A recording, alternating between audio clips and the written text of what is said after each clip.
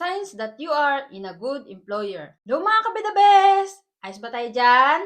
Isa ka bang OFW at hindi mo alam kung mabuti ba o hindi ang napuntahan mong amo? Kung ganun, tapusin mo ang video ito at ating alamin ang mga signs ng isang mabuting amo. Kung hindi mo pa ako nakikilala, ako nga pala si Chris, isang OFW dito sa bansang Saudi Arabia at isa ako sa pinalad na makatagpo ng mabuting amo. Pero bago yan, eto muna kwento. Bagong dating pa lang ako dito sa Saudi Arabia, wala akong ka-idea sa magiging amo ko.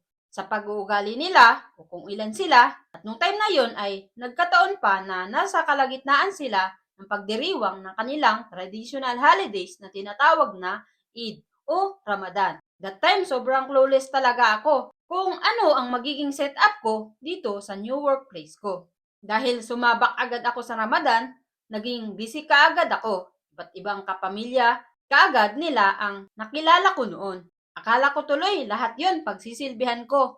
Pero ganun pa man, nag-focus ako sa goal ko na andito ako to serve them as my job in return for my salary. Ganun lang ka-basic ang nasa utak ko noon. Di ko inisip ang dami ng trabaho o pagod. Naging positibo ang pananaw ko sa bawat araw na dumadating. Sa bawat trabaho, ginagawan ko ng paraan para magawa ko na maayos, mabilis, at mapadali ang mga bagay-bagay. Dahil doon, mabilis ako nakapag-adjust at hindi na lang basta trabaho ang pananatili ko sa pamilyang ito. Bagkus, naging pangalawang tahanan ko na din ito. Hanggang sa hindi ko na namalayan ang bilis ng takbo ng panahon. Sa pananatili ko dito, sobrang sigurado na akong masasabi ko na isa ako sa nakatagpo ng mabuting amo. Ang tanong, what are the signs that you are in a good employer? Ano mga kabidabes, may idea ka na ba?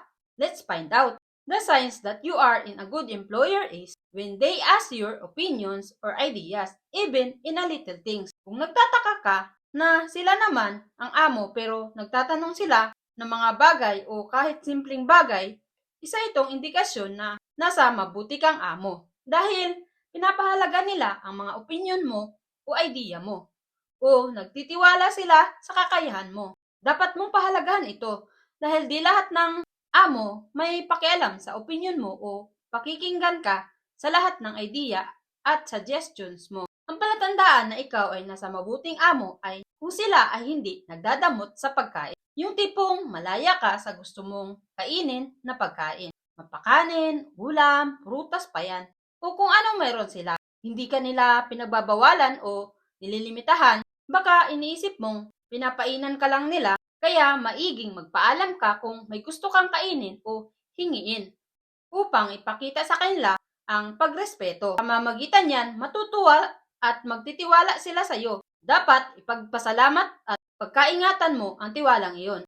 The signs that you are in a good employer is if you can ask them a favors. Madalas, takot tayong magtanong o manghingi ng favors sa mga amo natin.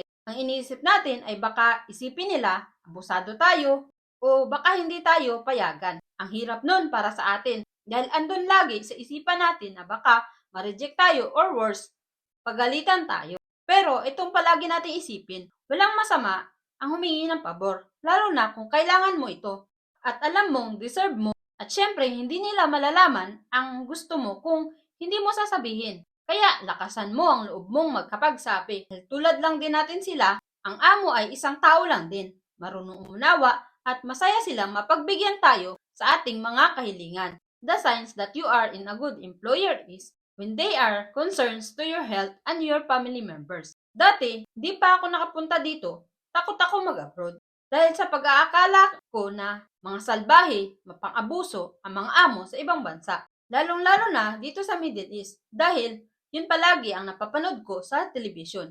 Ngunit napatunayan kong hindi naman pala talaga lahat ng amo ay masama o salbahe. Dahil ako mismo, naramdaman ko ang concern nila lalo na sa tuwing nagkakasakit ako. Agad akong binibilhan ng gamot o kung gusto ko bang pumunta sa ospital. Minsan pa nga nung nagkasakit ako, nagulat ako dahil di ko akalain na di lang pahinga kundi inalagaan pa ako ng aking amo. Sinigurado nilang maging maayos ang kalusugan ko. At hindi lang yun, kinakamusta din ang aking pamilya. Kinakausap kahit sadyang hirap sila magkaintindihan dahil sa magkaibang lengguwahe. Ang sarap sa pakiramdam magkaroon ng among inaalagaan ka, inaalala ang kapakanan mo. Isang malaking biyaya ito sa may kapal na dapat nating ipagpasalamat. The signs that you are in a good employer is when they respect your privacy. Pero nung unang dating ko dito ay nakipag-share ako ng room sa amo ko. And it's totally okay. Kaya lang, madalas ay naaabala ang pahinga ko. Minsan pa ay hindi ako nakakatulog ng maayos. Kaya naisip ko ipagpaalam sa amo ko na lumipat ako ng room dahil meron namang bakanting room simula nang lumipat ang dalawa niyang apo. Buti na lang pinayagan naman ako. Mula nun ay nakapagpahinga na ako ng maayos. Pagtapos ko na ang mga gawain ko ay hinahayaan na akong magpahinga sa aking kwarto. At masaya ako dahil naramdaman kong binibigay nila ang mga karapatan ko sa mga bagay na gusto ko at nirerespeto nila ang tingin nilang nakakabuti para sa akin. The signs that you are in a good employer is when they treat you like a family member. Kung ikaw ay sinasabihan ng iyong amo na di ka na iba sa kanila dahil tinuturi kang pamilya o anak, ang swerte mo dahil hindi lahat ng amo ituturing kang pamilya.